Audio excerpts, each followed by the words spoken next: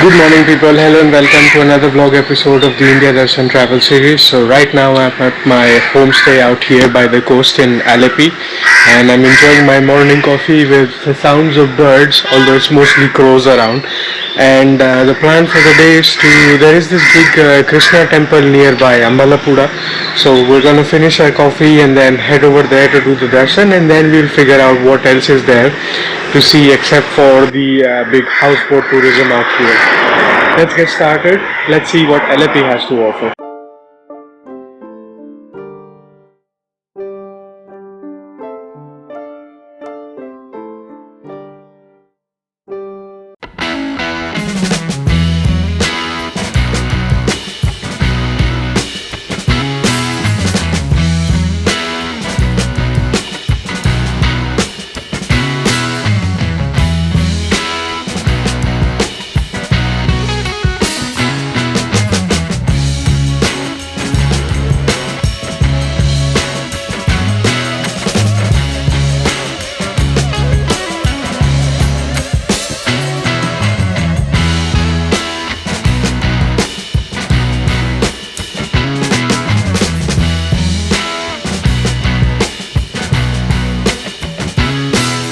So give a nice deep rinse to Fortuner as well.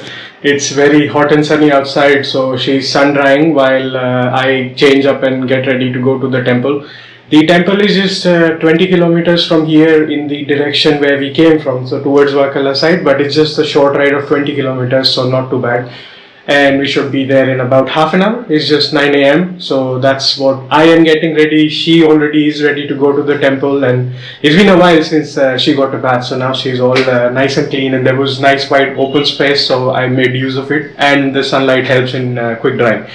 So yeah, let's change up and get ready to go to the Ambalappuzha temple. And I have a quick question. Why do the houses here have holes like these? Initially I thought these were for like drain holes for the AC, but that's not it. And then there's holes here as well.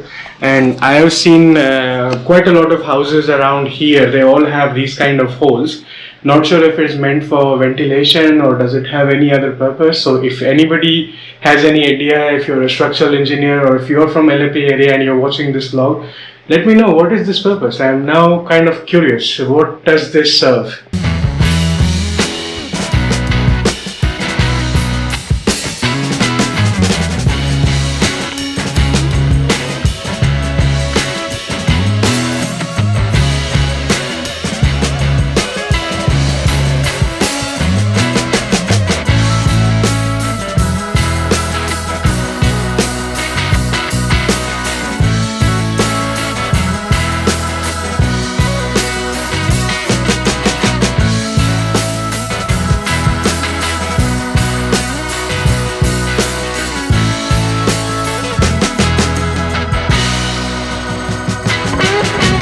What's with the big ass line out here? I get a feeling that the petrol prices have dropped today. It's petrol is 106.08 rupees liter, diesel is 95.04, and maybe that's why people are queuing up for a full tank. I got mine filled for like 260 rupees. So yeah, I guess prices have dropped all of a sudden in the middle of energy war that is going on. I'm a bit confused. If anybody knows the latest, let me know. Anyways, we have fueled up. That was a long wait. I wasted half an hour in this line. Let's continue the ride. Man, I hate these roadways, guys. Why do they drive like maniacs everywhere? Now he's gonna just turn left and right, no indicator, no nothing. He's just gonna swing it.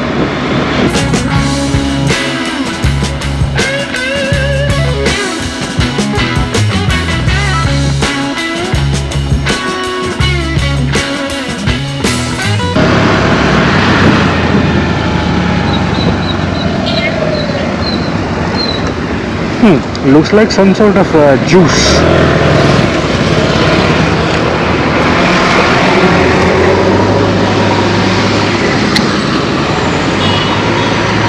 Juice, uncle? Juice on the kitchen housing. Is this juice? Oh. हाँ हाँ okay cold juice है cold juice ठंडा juice है हाँ ठीक 5 minute रुकना है घर में बनाते हाँ अच्छा अच्छा ठीक है So uncle explained that's called Pottuvellari.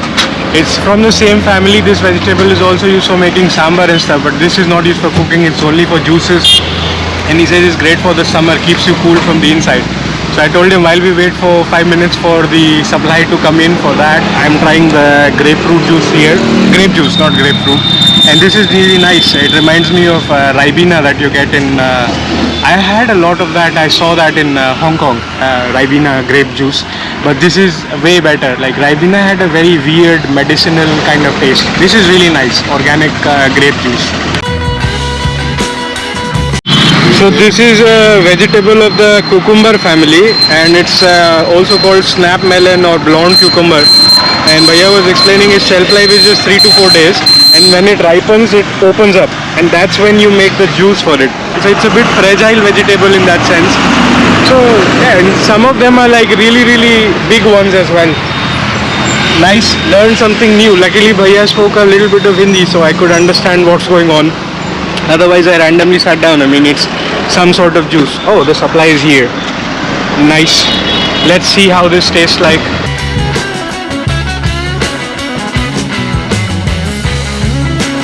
That was really nice. It's less of a juice, more like a smoothie kind of thick consistency, and the flavors are like a cross between cucumber and melon, and it's they have pieces of the fruit in it, in both the grape juice and this one.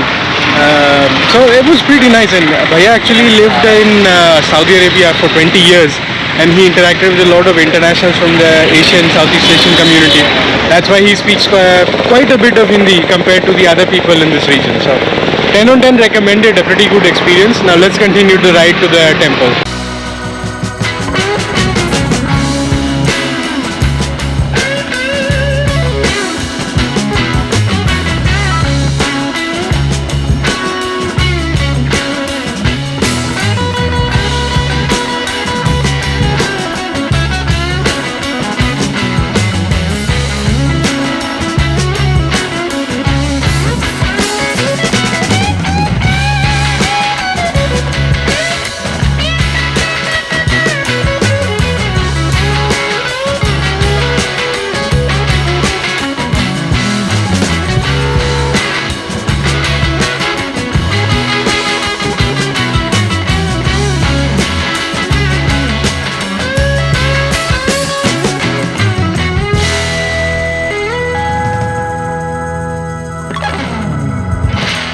The premises look quite big and historic. They are old kind of design, like typical traditional Kerala architecture.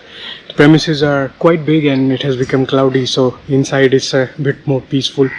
I won't vlog inside, just some b-rolls from the inside.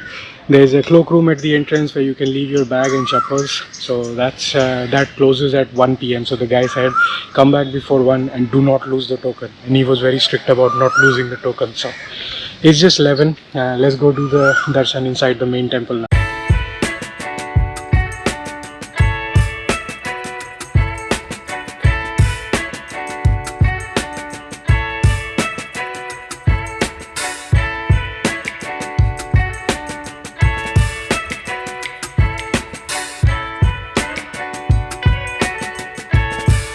So done with the darshan. Despite this being a famous temple amongst the Hindu devotees, there is not a whole lot of crowd or pushing or chaliye kind of concept of a typical big temple. I did the darshan twice. I went in, did the darshan, did the parikrama, came back, did the darshan again of Krishna ji. Very, very peaceful inside. And men have to go in bare chested, and if you have traditional clothes is even better. Otherwise modest dressing is fine. There's no special dress code out here. And there's also this Palpayasam prasad here that's also very famous. I asked at the counter. There's a 240 rupees coupon you have to get for it, and actually it is only served after 1 PM. And right now it's just 11, and uncle said counter closes at 1. and here I have nothing else to do for like 2 hours. I don't know how to kill time here, so I guess we're just gonna skip it and find someplace else where we can go and continue exploring. So about 1.5 hours away from here, I saw there is this Malarikkal Tourism's Water Lily viewpoint. That looks interesting, although now maybe a bit too hot for the lilies to be open, but anyways, let's go check it out. Let's enjoy a fun ride along the way.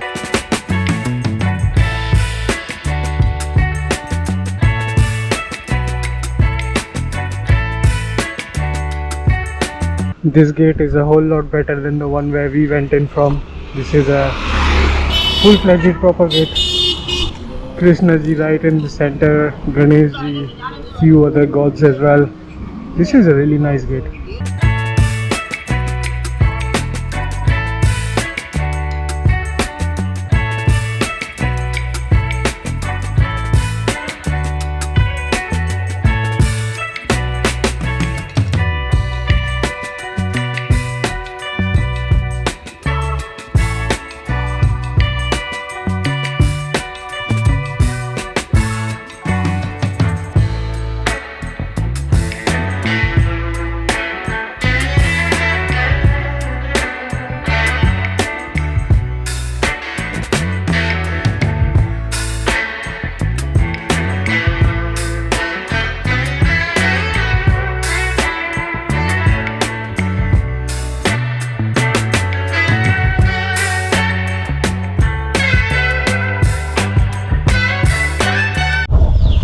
Have so many nice canals all along the way. Look at this arrangement, like there's a nice cottage type Kerala structure house, then there's a canal, and there's the state highway going right here. Most of them have made like a single story villa like setting with a lot of open space around, so like a typical cottage setting. I wish this was cleaner a little bit, or maybe some lilies when they bloom, lotuses probably, then it looks much nicer, but for now it just looks like too clustered and cramped at the moment. But if it was like, imagine clean water here, this would be like the Amsterdam of India. They have so many canals in here.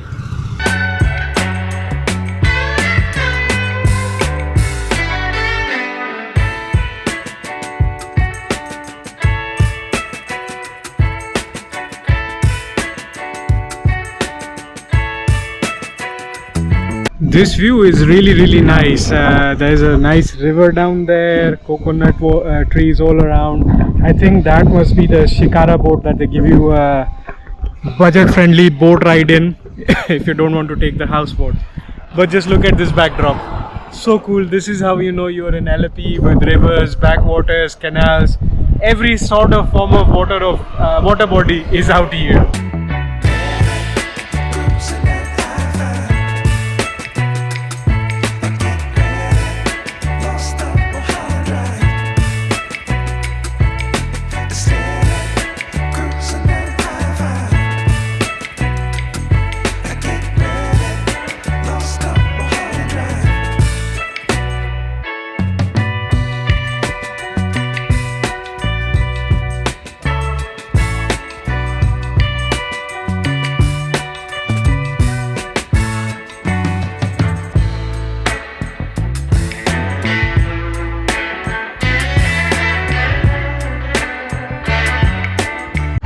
That's a full-grown rice research center. There is a board sign. It says MS Swaminathan Rice Research Station by the Kerala Agriculture University. So I think this is Kerala variety of rice, or maybe they have few different kinds out here. Such a big patch of rice. Lots of birds as well. They are enjoying some insects unless they are eating some plant premature rice.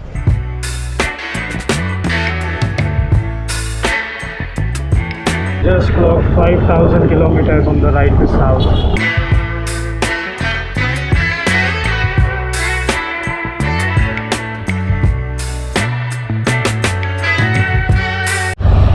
We are going towards Kottayam side. Nice. We have left Alappuzha, doing like a day trip to Pottuvellari.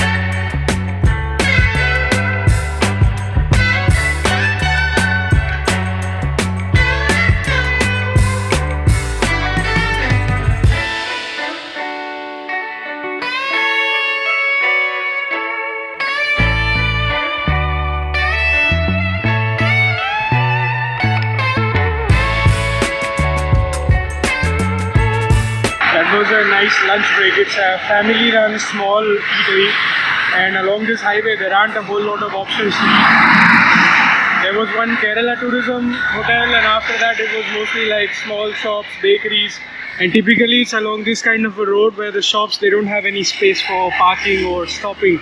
There were some cities that we crossed and they were like market streets, so it was impossible, like crazy traffic. So just keep that in mind if you're going down this way, that food would be a little bit of a challenge.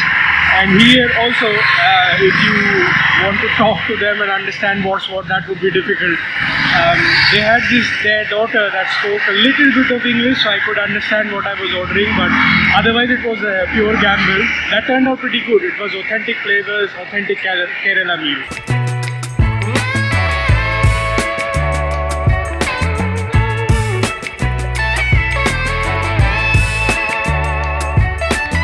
Yes, Kanjiram Jetty Malarikkal tourist place. That's where we are going.